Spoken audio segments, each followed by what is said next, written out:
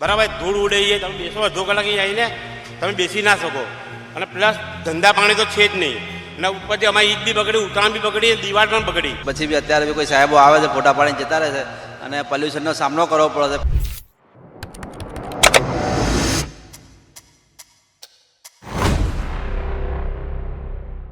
Hatkeshwar bridge ફરી વિવાદમાં આવ્યો છે.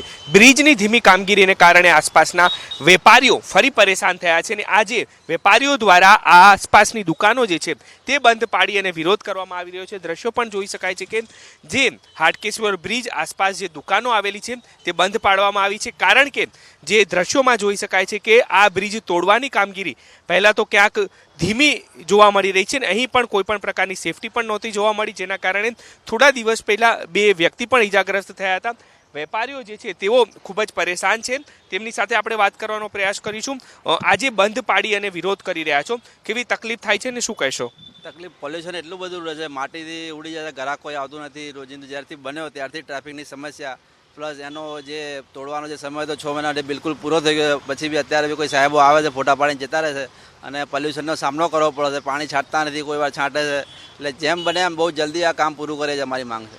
શું આજે વિરોધ શું કર્યો છે આપે? વિરોધ અમે સ્વેચ્છાએ, કોઈના દબાણ વગર, કોઈ બી પક્ષનું કોઈને વેપારી સ્વેચ્છ દુકાન બંધ કરીને આનો વિરોધ કર્યો છે અને જો આનો કોઈ નિકાલ નહીં આવે તો આની ઉગ્ર બી આંદોલન કરવાની અમે ચીમકી આપીએ છીએ. હવે બ્રિજના કારણે છેલ્લા દિવાળી પહેલાંને હેરાન છીએ. અમે લોકો વિરોધ કરેલો કે પતરા ના મારો, દિવાળી અમારી પતી જવા દો, પછી તમે ત્યારે પતરા મારો, બરાબર છે. તો આ લોકો એમ કહીએ કે અમારે કોઈ બી હાલત ફાસ્ટ કામ કરવાનું, 2 મહિના ટોટલી આ કોન્ટ્રાક્ટ પૂરો કરી દેવાનો છે ને કે અમારે પેનલ્ટી લાગે છે. દિવાળી ગયા 3 મહિના થયા, હજી સુધી આનો કોઈ નિકાલ આવ્યો નથી. અને જે જેટલી બી ગાડીઓ જાય છે ને નદી પાણી છાંટવા આવતા, બરાબર, ધૂળ ઉડે છે, તમે બેસો અડધો કલાક અહીં આવીને તમે બેસી ના શકો. અને પ્લસ ધંધા પાણી તો છે જ નહીં, અને ઉપરથી અમારી ઈદ બી બગડી, ઉત્તરાયણ બી બગડી, દિવાળ પણ બગડી. તો માણસ શું કરે હવે?